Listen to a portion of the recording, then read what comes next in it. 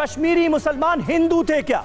कश्मीरियत, जमहूरियत, इंसानियत की बात की जाती है और रलिब गलिब चलिब का भी जिक्र किया जाता है। फारूक अब्दुल्ला और गुलाम नबी आजाद ने ऐसा क्या कहा जिसके बाद पूरे देश में यह बहस छिड़ गई है और इन बयानों के पीछे मकसद क्या है, ये सवाल उठ रहे हैं। पहले दोनों बयान एक बार फिर आपको सुनाते हैं और उसके बाद स्टूडियो में बैठे मेहमानों का करेंगे रुख। You see, this history of our state and the people is very different. There's no doubt. There was a period when there was a Hindus were there.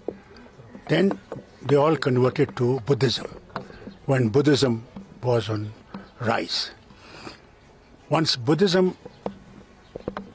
disappeared, they reconverted themselves. That is long history. Then you must remember, Amir Kabir came. It's our history. And he brought Islam. Not only Islam, he brought trade also with him. So that people who were really down in the dumps, so that they could do some work with their fingers and earn some honest living. At that time, because in the Hindu system, they had divided people, the higher Brahmin and the lower Brahmin. So this lower Brahmin was not even allowed to come to the temple. He was downtrodden, like today you have Dalits. Exactly that is what happened to the lower Brahmins. So what happened? When they saw that Islam has come, where there is no difference between the rich, the poor, everyone is equal, there is facilities for all, and there is no division in people, they turned to Islam. हमारे हिंदुस्तान में इस्लाम सिर्फ वैसे पूरा इस्लाम तो आया ही है 1500 साल पहले। हिंदू धर्म बहुत पुराना है, तो बाहर से आए होंगे 10-20, वो जब मुगलों के वक्त में उनकी फौज में थे। बाकी तो सब हिंदू से ही कन्वर्ट हुए हैं मुसलमान हिंदुस्तान में। और उसकी मिसाल हमारी कश्मीर में है। कश्मीर में कौन था 600 साल पहले मुसलमान? सब कश्मीरी पंडित थे, सब वही इस्लाम कर गए, बन गए। तो मैंने कहा सब इसी धर्म में पैदा हुए। तो आपने दोनों नेताओं के बयान सुने। ये दोनों बड़े नेता हैं, जम्मू कश्मीर के मुख्यमंत्री रह चुके हैं। मनोरमा जी आजाद साहब और फारूक अब्दुल्ला, दोनों का बयान हमने दिखाया। फारूक अब्दुल्ला साहब लेकिन एक बात और ऐड कर रहे हैं कि कश्मीरी पंडित जो हैं वो मुसलमान बने तो, लेकिन इस वजह से बने क्योंकि कश्मीरी पंडितों में भी उच्च श्रेणी और निम्न श्रेणी के पंडित थे। निम्न श्रेणी के जो पंडित थे वो परेशान थे, इसलिए वो कन्वर्ट हो गए। क्या कोई ऐसा सिस्टम था? इस बात के कोई प्रमाण मिलते हैं क्या? समीर जी, मैं आपसे ये कहना चाहूंगी कि जो फारूक अब्दुल्ला साहब ने कहा कि उच्च higher Brahmin and lower Brahmin, what he quoted, saying so, first of all, Farooq Abdullah बहुत ही कम उनको हिस्टोरिक और पढ़े लिखे, he may be a doctor by profession, जो कि उन्होंने 8-10 साल में किया था MBBS, but ideally he doesn't know anything about history. Saying so, what Brahman means as per Hinduism, Brahman as per Rig Veda means the cause of Brahmanhood is not birth or sacrament, learning और progeny, good conduct. And good conduct में महाभारत में ये लिखा है, good conduct is a Brahmin's who is truthfulness, charity, forgiveness, good conduct, absence of anger, austerity and compassion. तो वो ब्राह्मण है। और कश्मीरी पंडित को पंडित शंकराचार्य जी ने कहा था, वो इसलिए कहा था क्योंकि हमारे कश्मीर में we never had the caste system. Caste system history historians like Ramachandra Guha, Romila Thapar, उन्होंने लाए हैं हिंदुस्तान में। Otherwise we never had, our casteism was based on the work, किसी चमार का। अदरवाइज मौर्य डायनेस्टी कैसे आती? मोर जो एक लोअर डायनेस्टी का था, चाणक्य जो एक ब्राह्मण था उच्च श्रेणी का, उसने मौर्य, चंद्रगुप्त मौर्य को स्पीक आउट किया एंड उसका राजा बनाया। हमारे हिंदुस्तान में कहीं पे कास्टिज्म नहीं था।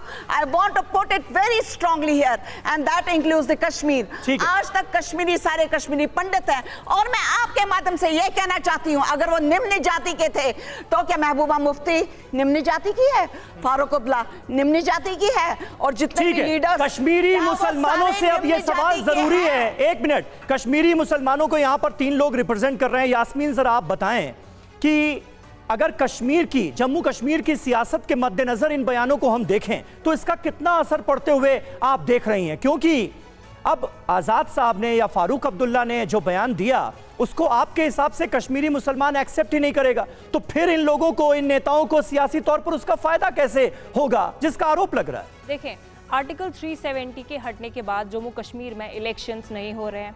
हर कोई पॉलिटिकल पार्टी वहाँ पे ये चाह रही है कि जम्मू कश्मीर में जल्द से जल्द इलेक्शन हो। तो जब आर्टिकल 370 से पहले जब आज़ाद साहब कांग्रेस में थे तो उन्होंने तब ये बयान क्यों नहीं दिया, जबकि वो दिल्ली में थे और कश्मीर में नहीं? आज वो रिलीजन का कार्ड खेल रहे हैं क्योंकि यही कार्ड सेंटर में खेला जा रहा है। वही स्ट्रैटेजी वो जम्मू कश्मीर में लेके आए क्योंकि वो चाहते हैं इलेक्शन हो और डायरेक्टली इनडायरेक्टली उनको फायदा हो। प्लस यहाँ पे जो लोग बैठे हैं, आई डोंट नो ये सब लोग गूगल से क्या पढ़ रहे हैं, कौन से ये सोर्सेज ये ला रहे हैं, हिस्ट्री भी ये लोग गलत बता रहे हैं। ठीक है, जब ये हिंदुज्म की बात करें और इन्होंने बुलबुल शाह की बात की, तो इन्होंने जब ये बोला कि कन्वर्ट किया गया या जो भी था, जब वो कश्मीर आए और the first person who converted, या चले हम ये कहें कि उन्होंने इस्लाम एक्सेप्ट किया, who was he was a Buddhist, he was not a Hindu.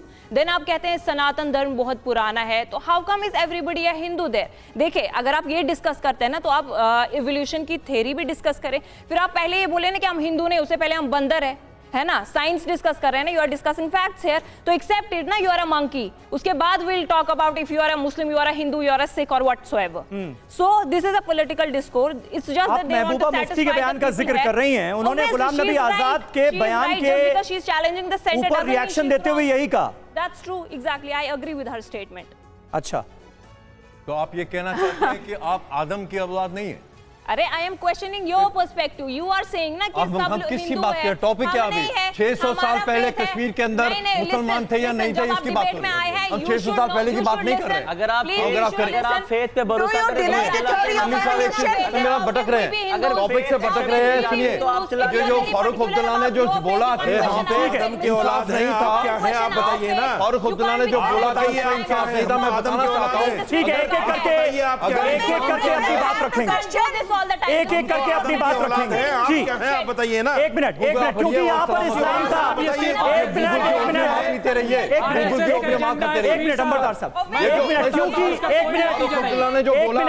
क्योंकि यहाँ पर इस्लाम का जिक्र हो रहा है, इसलिए जमीयत उलेमाए हिंद के मौलाना मदनी जो हैं उनका बयान मैं कोट करना चाहूंगा। एक मिनट रुकिए। उन्होंने ये कहा कि इस धरती की खासियत ही ये है कि यहाँ खुदा के सबसे पहले पैगंबर हजरत आदम तशरीफ लाए, इसलिए धरती इस्लाम का पहला वतन है। वो हिंदुस्तान के बारे में कह रहे हैं। इस्लाम सबसे पुराना मजहब है, यहाँ इस्लाम बाहर से नहीं आया। मुमताज साहब, क्या इससे इत्तेफाक रखते हैं आप? फिर तो ये सारी थ्योरी उलट जाती है अगर इस बयान को सही माना जाए। कुछ भी कह दो। देखिए ऐसा है कि जब हजरत आदम का जिक्र आता है ना, हाँ, और हिंदुस्तान की सरजमीन, उस जैसे आज हम लोगों ने हिंदुस्तान को बांट लिया कि ये हिंदुस्तान, ये पाकिस्तान, ये अफगानिस्तान, आप तसव्वुर कीजिए जबकि बात हो रही है तब तो कोई ऐसा तसव्वुर नहीं था, जमीन थी एक। तो फिर मदनी साहब कैसे कह रहे हैं कि यहीं पर हजरत आदम थे कौन? पहले जो है वो शख्स भी थे, पहले जो है वो नबी भी थे। ठीक है, तो आप सोचिए ना कि जमीन पर पहली खिलकत का नाम जो है हजरत आदम है। तो इसलिए अगर वो आए, और चूंकि हिंदुस्तान को तो इसमें फख्र करना चाहिए कि हिंदुस्तान एक ऐसी जमीन है, देवभूमि जिसको हम लोग कहते हैं, पूरा खित्ता ये जो है ये इतना है, तो उसमें क्या हर्ज क्या है, एतराज क्या है? दूसरी चीज हम ये कह रहे हैं, बाकी चीजें समीर साहब डिग्रियां हैं, डिग्रियां हैं। देखिए, कोई हाई स्कूल में रह गया, कोई एमए, कोई पीएचडी कर लिया। समीर साहब बीच में मत बोलिए ना, समीर साहब, पंडिता साहब को देखिए, पंडिता साहब चुपचाप सबको सुन रहे हैं, अपने वक्त पर बोलेंगे। पंडिता साहब, पता नहीं क्यों आप अपनी राय रखिए। जल्दी से। मैं बहुत आसानी से समझा रहा हूँ जी, बाकी चीजें जो है समीर साहब सिर्फ डिग्रियां हैं। ठीक है, ठीक है, किसी की हाई स्कूल की डिग्री है, किसी की इंटर की डिग्री है, किसी की एमए की डिग्री है, किसी ने उससे पीएचडी कर ली। बाकी चीजें जो हैं वो डिग्रियां हैं, उससे चीजें तय होती हैं। बाकी सब शुरुआत पे अगर जाएंगे, आप मुड़ करके देखेंगे तो सब वहीं पहुंचेंगे। और सुनिए, मरने के बाद भी सब वहीं पहुंचेंगे, ये भी मैं कह रहा हूं। जब दुनिया खल्क हुई तब भी सब वहीं पहुंचेंगे, चाहे जो जिस धर्म से हो।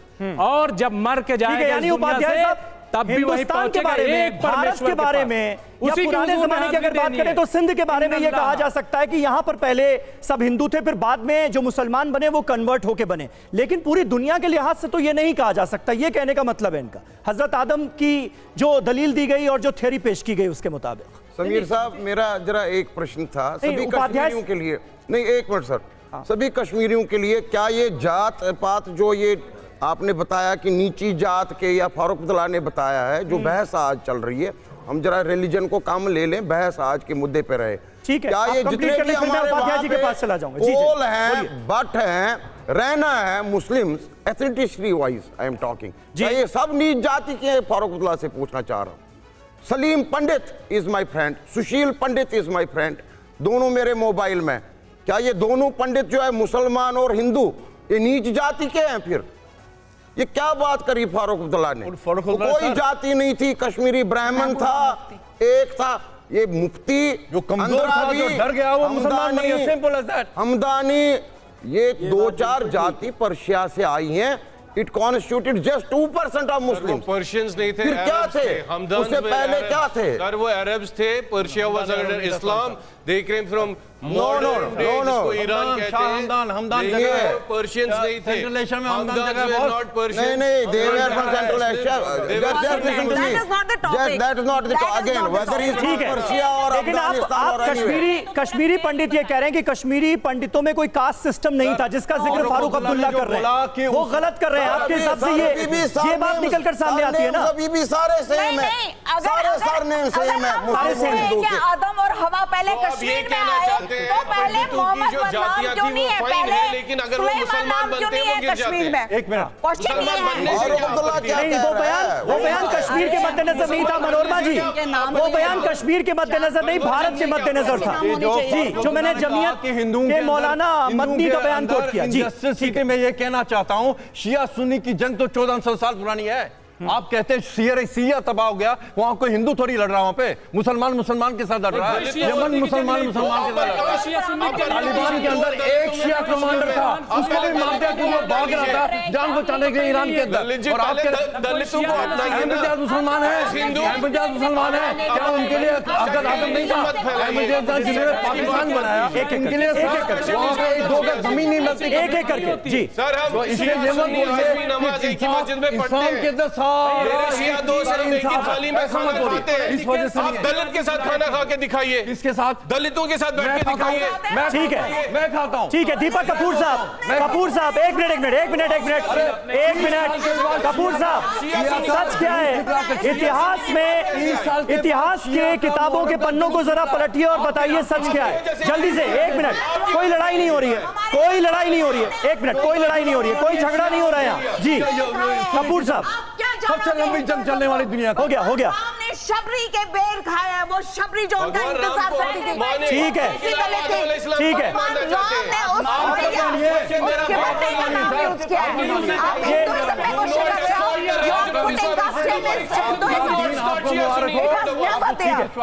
एक मिनट प्लीज, एक करके गौर, एक मिनट, अंबरदार साहब प्लीज, मनोरमा जी रिक्वेस्ट है जी।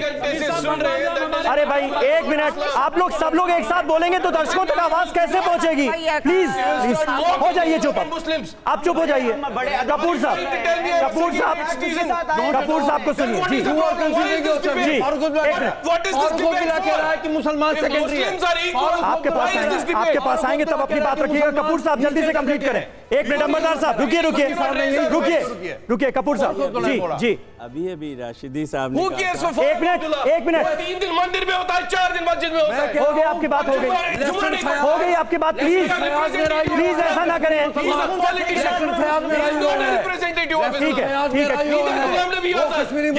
कांग्रेस छोड़ के चला गया, भाई एक तरफा बातें नहीं होंगी ना प्लीज, एक तरफा बातें नहीं होंगी। नहीं, आपका भाषण नहीं चल रहा है यहाँ पर, प्लीज। दीपक कपूर जी अपनी बात रखिए। एक मिनट प्लीज, एक मिनट अंबरदार साहब रुकिए थोड़ी देर। जी किसको बोला, किसने बोला? रुकिए, You said you will put him in place. नहीं वो चुप नहीं करेंगे तो सही नहीं। आपने बोला अगर मैं आपको भी बता रहा हूँ जी, आपको भी बता रहा हूँ, बहस करनी है बहस कीजिए। अगर आप बदतमीजी में आएंगे तो बदतमीजी होगी। नहीं, एक मिनट बदतमीजी कोई, आप अपने अल्फाजों पर काबू रखिए। अंबरदार साहब आप भी और आप भी प्लीज। कपूर साहब को सुनिए, बहुत देर से वो आप लोगों को सुन रहे हैं। कपूर साहब अपनी बात रखें जल्दी से। बैठे हैं वो बोलते नहीं है। ठीक है, एक मिनट कपूर साहब जी। यहाँ ये भी कहा गया है कि जो थोथा चना होता है ना वो ज्यादा भड़कता है, हाँ वो ज्यादा घना बजता है। तो आराम से बात कीजिए, चिल्लाना किस बात के लिए? आप इनकी प्रॉब्लम सिर्फ इतनी है जो परवेज मुशर्रफ साहब की थी। जब कारगिल हार गए तो किसी ने उनसे कहा मुशर्रफ साहब हम कारगिल हार गए हैं, तो उसने कहा तो पागल है, हारेंगे तो तब जब मानेंगे। हमने तो माना ही नहीं कि हम वहाँ गए हैं और हम मानेंगे नहीं कि हमारे हैं। तो ये हिंदू मुसलमान इसलिए हो रहा है क्योंकि चंद दुकानें बंद हो जाएंगी अगर वो मान गए। और इस बात के लिए एक आम मुसलमान, एक आम हिंदू को इस बात से कोई लेना देना नहीं है जो यहाँ डिस्कस हो रहा है। उसको अपनी रोजी रोटी, बेरोजगारी, अपना घर चलाना। लेकिन आज के दौर की सियासत में तो घुसा दिया गया ना धर्म को। यही कह रहा हूं मैं, ये सियासतदानी है, ये सियासतदान है, ये ऐसे लोग हैं जो इस आग को बुझने नहीं देंगे। अदरवाइज है क्या? हम हिंदू, आप आइए हम आपके गले मिलते हैं। हम तो ये कह रहे हैं कि आप भी रहें और हम भी रहें। सह अस्तित्व की भावना ये असूल हिंदुइज्म में शाश्वत है, शुरू से है। तो इसको लेकर झगड़ा सिर्फ इसलिए है कि कुछ सियासतदानों की दुकानें चल रही हैं कि इसको हवा दें। अब ये हवा देंगे तो इन रोजी रोटी भी चलेगी, नहीं देंगे तो फिर बैठ जाएंगे चुपचाप। देश में अमन आ जाएगा, सब लोग साथ साथ। लेकिन अभी थोड़ी देर पहले यहाँ पर कपूर साहब इस्लाम की न्याय प्रणाली को लेकर भी जिक्र हुआ, न्याय प्रणाली को लेकर भी जिक्र हुआ। इस पर इतिहास के पन्नों को पलटकर जरा बताइए ना कि तथ्य क्या है। किसकी न्याय? उपाध्याय साहब, किसकी न्याय प्रणाली? जी, न्याय प्रणालियों का जिक्र हुआ, हिंदू धर्म की, इस्लाम की, और उसके आधार पर बताया गया कि किस तरह से कन्वर्जन हुए। वो ये क्या मैटर है, जरा खुलकर बातें दर्शकों के सामने तो आए। बिल्कुल, मुझे बस 1-1.5 मिनट। जी, एक हिस्सा अनएड्रेस्ड रह गया था उस समय, जो नीच निम्न ब्राह्मण और उच्च ब्राह्मण का था, जो अभी आप पूछना चाह रहे थे मुझसे, लेकिन मुझे लगता है कि उस समय कहीं और चली गई पूरी बातचीत। देखिए, पहले तो ये कि ब्राह्मण कौन है। ब्राह्मण जो ब्रह्म को जानता हो, जो स्वयं को जानता हो, वो ब्राह्मण है। उसमें ऊंच नीच कम से कम जो हमारे धर्म ग्रंथ हैं, जो साहित्य है, जो जिनको हम फॉलो करते हैं, उसमें कहीं नहीं है। सीधे सीधे एक तो पहले उत्पत्ति का जो जिक्र आता है वो ऋग्वेद में आता है, जहां कहा गया ब्राह्मणो अस्य मुखमासीत बाहु राजन्य कृत उरु तदस्यद वैश्यम पराभ्याम शूद्रो जायत, कि एक विराट पुरुष के मुख से ब्राह्मण की उत्पत्ति हुई और डिफरेंट आर्गन से, और जो वर्ण व्यवस्था पहली बार आती है, यानी मुख से हुई। ब्राह्मण से ये अपेक्षा की जाती थी कि वो इस समाज को दिशा देगा, उनको ज्ञान देगा, उनको शिक्षा देगा, उनको निर्देश देगा, ये उससे अपेक्षा थी। फिर ये कास्ट सिस्टम कैसे शुरू हो गया? मैं आ रहा हूं। इसी से देखिए उस पे जाएंगे तो फिर एक लंबी बड़ी बहस हो जाएगी। वो बहुत सारे फैक्टर्स थे, वो एक फैक्टर नहीं है कि किसी ने एक दिन में पूरे उस कास्ट सिस्टम की रचना कर दी। बहुत सारे प्रोफेशनल, तेल का काम करने वाले तेली हो गए, मिट्टी के बर्तनों का काम करने वाले कुम्हार हो गए, फूल का काम करने वाले माली हो गए, बहुत सारा, वो 3000 जातियां उपजातियां हो गई। वो एक अलग डिबेट हो जाएगा, उस पर मैं नहीं जाऊंगा। लेकिन ब्राह्मण में निम्न और उच्च कहना ये कहीं से एक्सेप्टेबल नहीं है। ये बिल्कुल इतिहास को नकारने वाली बात है फिर से, कि वो निम्न ब्राह्मण थे और निम्न ब्राह्मण जाके कन्वर्ट हो गए। तलवार के बल पे कन्वर्ट किया गया, लालच देकर कन्वर्ट किया गया। 3-4 फैक्टर्स थे उसमें, हो सकता है कुछ इच्छा से भी हो गए हों, मैं नहीं कहता, लेकिन जो मेजर पार्ट था वो तलवार के बल पर, दमन के बल पर, यातना के बल पर ही कन्वर्जन था। एक बात। दूसरी बात देखिए, जो न्याय व्यवस्था थी, न्याय प्रणाली, हिंदुओं की न्याय प्रणाली अंग्रेजों के आने से पहले तक जो स्मृति ग्रंथ थे, मनु स्मृति याज्ञवल्क्य, स्मृति वैवल, स्मृति नारद, स्मृति देवल, स्मृति बृहस्पति, स्मृति पाराशर, स्मृति जो स्मृति ग्रंथ थे वो हमें डूज एंड डोंट्स बताते थे। जैसे किसको क्या करना चाहिए, किस चीज की क्या सजा होती है, ये स्मृति ग्रंथों से निर्धारित होती थी। मनुस्मृति को जब अंग्रेज आए तो बहुत दिन तक उन्होंने भी उसी प्रणाली को, एक कोड ऑफ जेंटू लॉज करके उनको उनका ट्रांसलेट किया और उसी से चलाया। ठीक है, इस्लाम अपने, वो ज्यादा बेहतर लोग हमारे मुझसे बैठे हुए हैं जो इस्लाम के बारे में बताएंगे, लेकिन वो कुरान, हदीस, इज्मा और कयास से चलता रहा है। इतनी बेसिक जानकारी मुझे भी है। तो ये अलग अलग न्याय प्रणालियां, न्याय व्यवस्थाएं थीं जो बाद में हम अब एक संविधान को सबसे ऊपर मानते हुए। ठीक है साजिद रशीदी साहब, लेकिन आपका जो ऑब्जेक्शन है, आप ये बात मानने को क्यों नहीं तैयार होते कि तमाम मुस्लिम शासकों ने वक्त वक्त पर जिन्होंने आक्रमण किया, उन्होंने अपना शासन स्थापित होने के बाद हिंदुओं को कन्वर्ट भी किया, तो ऐसे भी तमाम लोग मुसलमान हुए। ये मानने में क्या एतराज है आपको, क्योंकि इतिहास इसकी गवाही देता है? देखिए, बहुत सारे हिस्टोरियन ऐसे हैं जिनमें भटनागर साहब हैं, थापर हैं, पता नहीं कितने लोग हैं ऐसे जिन्होंने हिस्ट्री को बिल्कुल ईमानदारी के साथ लिखा। और जितने भी राजा हुए, आप इसको 6ठी शताब्दी में जाकर देखिए। 6ठी शताब्दी में जो हिंदू राजा हुआ करते थे वो अपने दूसरे राजा को खंडित करने के लिए उस पर जीत हासिल करते थे और फिर उनके मंदिरों को जाकर तोड़ते थे, बाकायदा मूर्तियों को तोड़ते थे, तब जाकर मानते थे हमारी विजय नहीं है। 6ठी शताब्दी, चुप रहिए, एक मिनट चुप रहिए, बोलने ऐसे ही इस्लाम, मुसलमान जो राजा हुए हैं उन्होंने हुकूमत की है, उन्होंने इस्लाम को फैलाने का काम नहीं किया। एक राजा ने हुकूमत की, चलिए वो तो सियासत हो गई, लेकिन धर्म क्यों बदलवाया? इसके पीछे क्या मकसद था? वही बता रहा हूं, मैं वही बताने जा रहा हूं, क्या सोच थी? मैं वही बताने जा रहा हूं, बीच में बोल जाते हैं। किसी भी मुस्लिम शासक ने धर्म को बढ़ाने का काम नहीं किया, बिल्कुल भी नहीं किया। हिस्टोरी में ऐसा कहीं नहीं मिलता। उन्होंने सिर्फ अपनी जमीन बढ़ाई है, अपनी धर्म को ना बढ़ाया हो। धर्म ये हो भी नहीं सकता कि किसी को आप जबरन कन्वर्ट करें। धर्म ये कैसे हो सकता है? लेकिन कन्वर्जन तो हुआ। नहीं, मेरी बात पूरी नहीं होती, आप सुन लीजिए ना पूरी बात मैं बता रहा हूँ। बताइए ना जल्दी।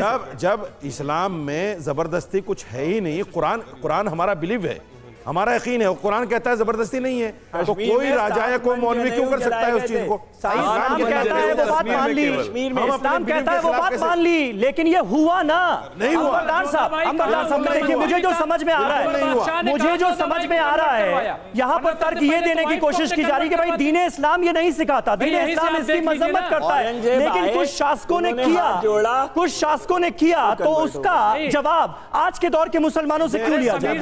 समीर भाई, मैं आपको ये बताना चाहता हूं कि धर्म एक पर्सनल चीज है। मैं जब भी कभी बोलता हूं, मैं इस्लाम के बारे में कभी नहीं बोलूंगा, मेरा हक भी नहीं बनता, और मैं उम्मीद करता हूं कोई हिंदू धर्म के बारे में नहीं बोलेगा। धर्म आपकी अपनी आस्था, आपकी कुरान मुकद्दस किताब आपके लिए, लेकिन मैं जो कह रहा हूं जो हुआ है, चाहे कौन कहेगा कौन किस धर्म में लिखा होगा उसका कत्ल करो, नहीं तो उसको अपने धर्म में मिलाओ, नहीं होगा। लेकिन कश्मीर के अंदर मैं कह रहा हूं जो तलवार के ऊपर हिंदुस्तान के अंदर जो जुल्म हुआ है, प्लीज मान लीजिए कश्मीर के अंदर, ये तो आपकी आंखों के सामने हुआ। 30 साल पहले मस्जिदों से आवाज आई, जमीन कितनी थी?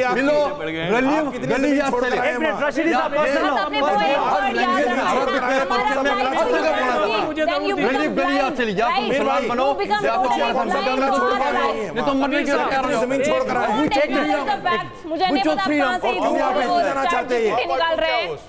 माल मनीदा सरकार से मिल रहा है, इसलिए वापस नहीं जाना चाहते। कुछ भी नहीं मिलेगा।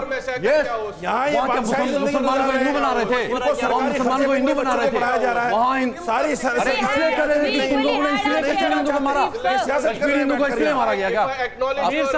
कश्मीरी पंडितों के नाम पर सियासत कर रहे हैं लोग। अच्छा ठीक है, एक मिनट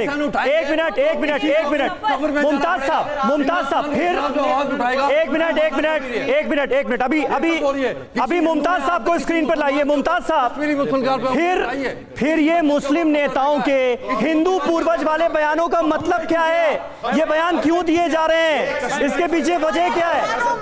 एक मिनट भाई, एक मिनट अंबरदार साहब, हो गया अच्छा, हो गया। वक्त जाया मत कीजिए जल्दी से। मुमताज साहब वापस क्यों नहीं जाना चाहते जी? अरे पर्सनल कमेंट क्यों कर रहे हैं आप? आरएसएस का एजेंडा था। समीर साहब, ये मुमताज साहब बोलेंगे जी। मुमताज, मैं आपको बताता हूँ, एक मिनट हो गया पूरी बहस का समीर साहब लबो-लबाब। एक मिनट हो गया भाई। अंबरदार साहब प्लीज प्लीज प्लीज, अंबरदार साहब एक मिनट दोनों, आप दोनों से गुजारिश है भाई, एक मिनट रुकिए मुमताज साहब। अरे भाई आप शुरू हो जाते हैं तो फिर चुप नहीं होते, प्लीज मुमताज। समीर साहब एक मिनट रुकिए, साजिद साहब रुक जाइए इधर से। रुकिए राशिदी साहब रुकिए, आपका नाम मुमताज नहीं है, आपका नाम मुमताज आलम नहीं है, जल्दी से बोलिए मुमताज जी। पूरे बहस का लबो लबाब ये है कि आरएसएस का मकसद यही है कि यहां पे जो असल इशू उस पे बहस ना हो, यहां पे सिर्फ हिंदू मुसलमान की बहस हो, और 2024 का जो चुनाव है, एक मिनट, उसको साधा जाए। और इसीलिए आप देखिए कि मैं तो कहता हूं आरएसएस अपने, अरे भाई मुमताज साहब, इसमें आरएसएस क्या कहां से आ गया? मोहन भागवत के बयान का हमने जिक्र किया, डीएनए एक वाला, वो तो बात आप भी मान रहे हैं, वो तो बात आपने भी मानी। नहीं, इसीलिए कि सबका डीएनए एक है। इसके बावजूद बहस कराई जा रही है ताकि हिंदू मुसलमान की बहस हो, और ये कहा जाए कि साहब यहां पे हिंदुओं के साथ बड़ा जुल्म हुआ और मुसलमान जो है वो बड़ा जालिम था, और यहाँ का जो मुसलमान है वो भी बहुत जालिम है, इसलिए तमाम हिंदू जो है। अरे भाई, हिंदू मुसलमान का यही फर्क तो मिटाना है ना, इसीलिए तो ये डिबेट हो रही है। सबका डीएनए एक अगर आप कह रहे हैं तो फिर तो ये जोड़ने वाला बयान है ना, फिर झगड़ा किस बात का है? फिर झगड़ा किस बात का है? क्या है किसी को? भाई हम हिंदुस्तानी सब है, डीएनए एक है ना, तो हम हिंदुस्तानी एक कह तो रहे हैं कि मुझे फख्र है कि हम हिंदुस्तानी हैं। बिल्कुल, इसमें क्या प्रॉब्लम है किसी को? ठीक है, हमारा डीएनए एक है और हम हिंदुस्तानी हैं। एक बयान हम सुना लेते हैं, कुछ रहे हो, एक बयान हम सुनाते हैं। एक मिनट थोड़ा सा आप लोग शांत होइए और बयान सुनिए। जूना अखाड़ा और सूफी इस्लामिक बोर्ड से जुड़े लोगों का इस पूरे मसले पर क्या कहना है, ये भी सुन लेते हैं। यदि आपने सनातन धर्म के ऊपर कोई टिप्पणी करने से पूर्व ये सोचा होता कि न्याय शास्त्र के अंदर, नीति शास्त्र के अंदर कौटिल्य का अध्ययन कर लेते, उनके ग्रंथों का अध्ययन कर लेते। जब विश्व के धर्मों के ग्रंथों का उदय नहीं होता, उस समय पर हमारे यहाँ पर सारे शास्त्र जितने थे उपनिषदों के माध्यम से, स्मृतियों के माध्यम से अभिव्यक्त हो चुके थे। और रही बात कि हमारे यहाँ पर यदि उज्जैनी का आप राजा विक्रमादित्य के बारे में सोच लेते, उनके अध्ययन कर लेते, तो मालूम पड़ता कि न्याय व्यवस्था की उत्कृष्ट व्यवस्था कहाँ पर रही है विश्व भर के अंदर, जहाँ संपूर्ण विश्व हमारी ओर देखता है कि हमारे यहाँ से मानवता का उद्घोष होगा। उस समय पर आप अलगाववादी सोच के चलते हुए इस प्रकार के वक्तव्य देते हैं। भारतवर्ष के अंदर कोई अन्य धर्म था ही नहीं। किसी भी सियासी रहनुमा को किसी भी धर्म के, किसी भी समुदाय का अपमान नहीं करना चाहिए। कश्मीरी ब्राह्मणों का अपमान करना अच्छा नहीं है। कोई भी मजहब ये पैगाम नहीं देता कि छोटा बड़ा या कोई बैकवर्ड या कोई अपर क्लास। हर धर्म एक पैगाम देता है कि इंसान, सारे इंसान बराबर है। इसमें कोई दो राय नहीं कि हिंदुस्तान का पहला मजहब सनातन था। कोई भी सियासी रहनुमा आता है और किसी भी धर्म की पगड़ी को उछाल कर सांप्रदायिकवाद करता है। ऐसी गुफ्तगू के ऊपर बैन लगना चाहिए और कानूनी कार्रवाई होनी चाहिए। तो देखिए, ये बयानात भी आपने सुने और सियासी बयान भी सामने आ रहे हैं। यूपी के डिप्टी सीएम है केशव प्रसाद मौर्य, वो ये कह रहे हैं इस बयान के सामने आने के बाद कि हाँ, उन्होंने सही कहा, वो भूतपूर्व हिंदू हैं, हम अभूतपूर्व हिंदू हैं। पंडिता जी, तो हो तो रही अल्टीमेटली सियासत ही ऐसे बयान पर। नहीं, देखिए, मैंने तो पहले भी बताया था जो टाइमिंग है, इस टाइम पे जब चुनाव आने जा रहे हैं 2024 के, तो इस पे ये ऐसी टिप्पणियां करनी, पर इतिहास अगर आप देखें, इतिहास बड़ा क्लियर है। जो एट्रोसिटीज वहाँ पे कश्मीरी हिंदूज के ऊपर हुई हैं, जिनकी पदवी मिली थी कश्मीरी पंडित, हमारी आइडेंटिटी एक अलग है, कश्मीरी पंडित आइडेंटिटी करके, जिसका हमें आज भी फक्र है। और हमें आज भी उन लोगों पे भी फक्र है जो कन्वर्टीज हुए हैं, उनका डीएनए और उनका कल्चर और उनका जो सभ्यता है, संस्कार है, वो बिल्कुल सेम है। मैं जाता रहता हूँ, मैं वहीं रहता हूँ, बल्कि जो है।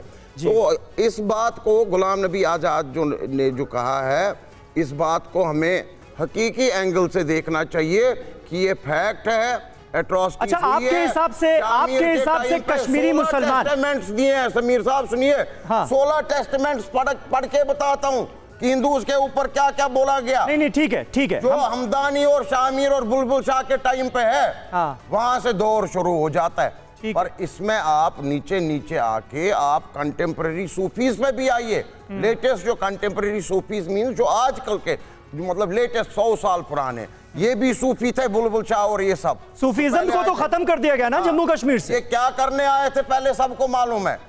और आज के सूफीज भी जो हैं, चाहे हम स्वच्छक्राल को ले, समद मीर को ले, वहाब खार को ले, उनका भी हमें पता है उन्होंने क्या क्या हमारे लिए सही कश्मीर पॉजिटिव के लिए लिखा है। तो वो सूफी मत कंपेयर करिए उनके साथ। कई लोग यहाँ पे बहस करते हैं टीवी में, मैंने देखा सूफीज्म ने ऐसे किया कश्मीर में, सूफीज्म ने ऐसा नहीं है। They are two different type of sufis. तो यहाँ पे बात है, मैं फिर दोहरा रहा हूँ, आज की तारीख में भी उन कन्वर्टेड मुसलमानों ने अपने सरनेम नहीं बदले।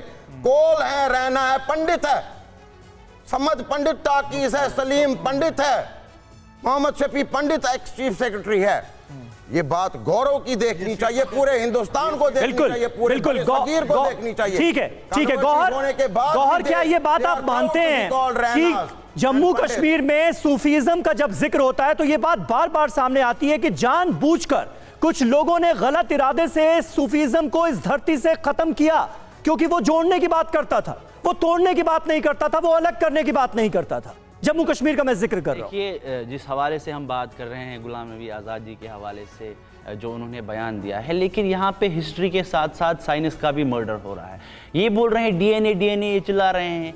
आप कामली सुनिए ना कि इतने जीन्स कितने एक ह्यूमन बॉडी में कितने पेयर ऑफ जीन्स होते हैं, बताइए ना। क्रोमोसोम्स कितने होते हैं? 23 पेयर। मुझे एक दिखाएं कि मुसलमान में 24 है, हिंदू में 23 है। ये कहाँ से जीन्स में बढ़ते हैं रिलीजन?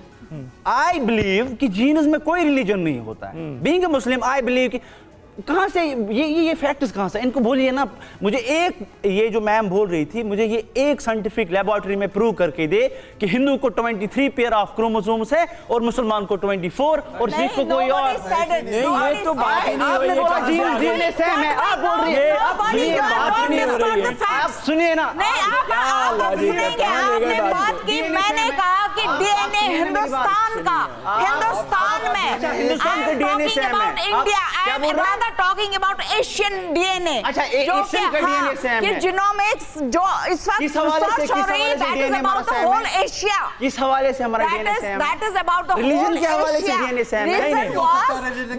ये बोल रही है ना, मैम बोल रही है ना, this was the Asian genomics। अरे मैम, आप रिलीजन never said 23। अरे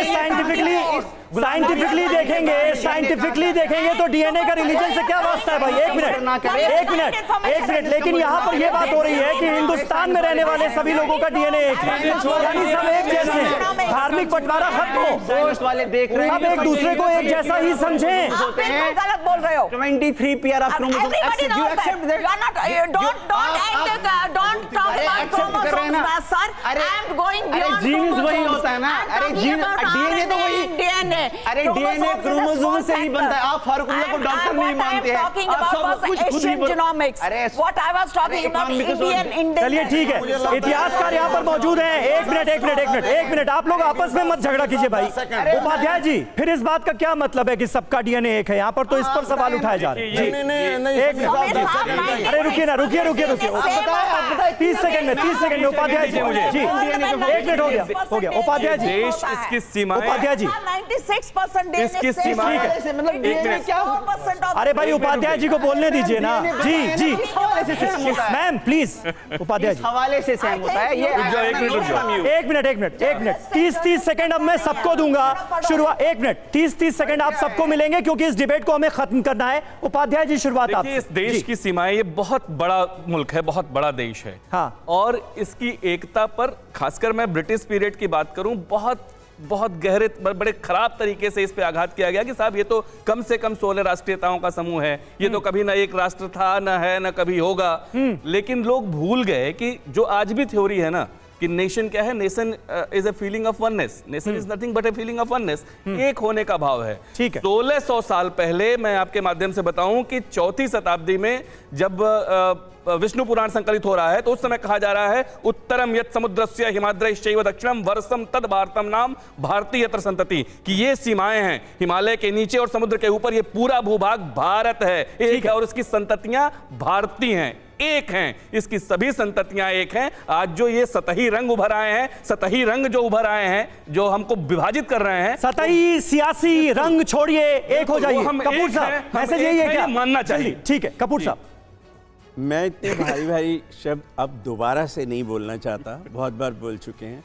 मैं बस इतना ही कहना चाहता हूं कि अब ये बातें छोड़ दें, ये सब पुरानी हो गई हैं। एक नए दौर में एक नई कहानी लिखते हैं, आगे बढ़ते हैं, देश बढ़ रहा है आगे, इसको और ज़ोर से बढ़ाते हैं। और लास्ट में एक शेर से अपनी बात ख़त्म करना चाहूँगा जी। कुछ तो है हम में कि हस्ती मिटती नहीं हमारी, हस्ती मिटती नहीं। कुछ तो है हम में कि हस्ती मिटती नहीं हमारी, सदियों रहा है दुश्मन दौरे ज़मां हमारा। वाह, बेशक, बिल्कुल, क्या बात कही आपने। रशीदी साहब जल्दी से। देखिए, मैं ये कहना चाहता हूँ, हिंदुस्तान में जब ये सब लोग मानते हैं कि डीएनए एक है, सिर्फ इस वजह से नफरत की जाती है कि हम मुसलमान हैं, इस वजह से हमें टारगेट किया जाता है कि हम मुसलमान हैं। अरे भाई, हम आपके डीएनए के हैं, खून निकाल कर देखो, आपके खून का हमारे खून का रंग एक है। जब हम एक हैं तो आप हमें छोटा भाई समझ के हमारे ऊपर बड़ा दिल क्यों नहीं दिखाते? बड़ा दिल दिखाइए और ये जो मस्जिद मंदिर का मामला खत्म कीजिए। जैसे मोहन भागवत ने भी कहा है कि हम हर मस्जिद में मूर्तियां नहीं तलाश करेंगे। ठीक है, आप कह रहे हैं बड़ा दिल दिखाइए। मुमताज साहब, यही बात तो उधर से भी कही जाती है कि जिन मंदिरों को तोड़कर मस्जिद बनाए गए उनके लिए बड़ा दिल दिखाइए। नहीं, मैं ये कह रहा हूं कि हम चंद्रयान का सफर कर रहे हैं। हाँ। हमें चांद पर अब जमीन तलाश करनी चाहिए, वहां हमें ईश्वरीय शक्ति तलाश करनी चाहिए। अब हमें अपनी जमीन भारत माता को नहीं खोदना चाहिए, अब हमें पताल में नहीं जाना है, हमें चांद पर जाना है। क्या बात है, ये भी बहुत शानदार बात आपने कही जी। आपका क्लोजिंग कमेंट जल्दी से। जम्मू कश्मीर को स्केपगोट मत बनाइए अपने एजेंडाज, पॉलिटिकल एजेंडाज के लिए। कश्मीरियों का इस्तेमाल मत कीजिए, चाहे वो कश्मीरी पंडितों का मसला हो या मुसलमानों का। हम एक खून है और एक वक्त जरूर आएगा कि हम इकट्ठे होंगे। ठीक है, लेकिन यास्मीन, चुनाव से पहले नेता तो आएंगे, सियासत तो करेंगे जी। तो मेरे हिसाब से पॉलिटिक्स और रिलीजन दो अलग चीज़ें हैं और इनको ना मिक्स किया जाए तो वो बेहतर है। और जो हेट अभी कंट्री में है, मैं चाहती हूँ कि जो पॉलिटिकल पार्टीज है उसको कश्मीर में लेके ना आए, क्योंकि कश्मीरी पंडित है, इन्होंने सफ़र किया, कश्मीरी मुस्लिम्स है, इन्होंने इक्वली सफ़र किया। अब ये है कि किसी को रिप्रेजेंटेशन मिल रही है, हमें नहीं मिल रही, उसमें हम क्या कर सकते हैं। ठीक है, ठीक है। अंबरदार साहब, क्या होना चाहिए? क्योंकि इस तरह के बयानों का क्या लबोलुआब हम ये निकाल सकते हैं कि आपस में सब मिलकर जुड़कर रहेंगे, बंटवारा तो नहीं हो जाएगा कहीं?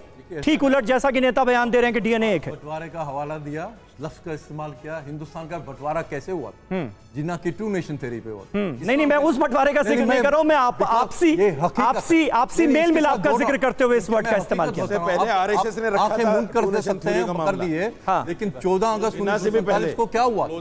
14 अगस्त 1947 को हिंदुस्तान में पैदा हुए लाखों हिंदुस्तानियों ने अपनी मातृवतन के साथ गद्दारी की, जिना की टू नेशन थ्योरी के नाम पे कि इस्लाम अलग है, इस्लाम सुपरमेसिस्ट है, इस्लाम एक्सक्लूसिव है, और हिंदुस्तान के मुसलमानों ने पाकिस्तान बनाया, कत्लेआम हुआ। ठीक है पंडिता साहब, लेकिन इसी खाई को तो काटना है ना, और वो तो पुरानी बातें हो गई, पुराने बातें हो गई जी। 40 साल के बाद कश्मीर के अंदर कश्मीर इनका नरसंहार होता है इसी लफ्ज के ऊपर। यार रलो मिलो, यहाँ से दफा हो जाओ। ये प्यार की बात कर ही नहीं सकते। कहना होगा। लेकिन आज का कश्मीर तो बदल चुका है, आज का कश्मीर तो बदल चुका है। आर्टिकल 370 हटाए जाने के बाद देखिए किस तरह से वहां पर शांति लौट रही है। आपके माध्यम से बताना चाहता हूं, ये तो नहीं लौट रही है, शांति लौट रही है। आज तक एक को भी सजा नहीं हुई है। आप ठीक है, इनके आजाद साहब की बात कर रहे हैं, जब ये मुख्यमंत्री थे, बिटा कराटे कातिल हिंदुओं का, उनको बेल जब दी गई थी तो ये मुख्यमंत्री थे, तो जज ने क्या दिया था? ठीक है, ठीक है, लेकिन पुराने जख्मों को भूलते हुए हमें आगे बढ़ना है और जम्मू कश्मीर बहुत तेजी से विकास की राह पर आगे बढ़ता हुआ हमें नजर आता है। आर्टिकल 370 हटाए जाने के बाद जिस तरह से वहां पर माहौल बदला है, आपने देखा होगा जश्न आजादी की जो तस्वीरें सामने आई जम्मू कश्मीर से, उसने हम सब भारतीयों का सीना गर्व से चौड़ा कर दिया। आप सभी का बहुत बहुत शुक्रिया इस डिस्कशन का हिस्सा बनने के लिए, इस चर्चा में पार्टिसिपेट करने के लिए।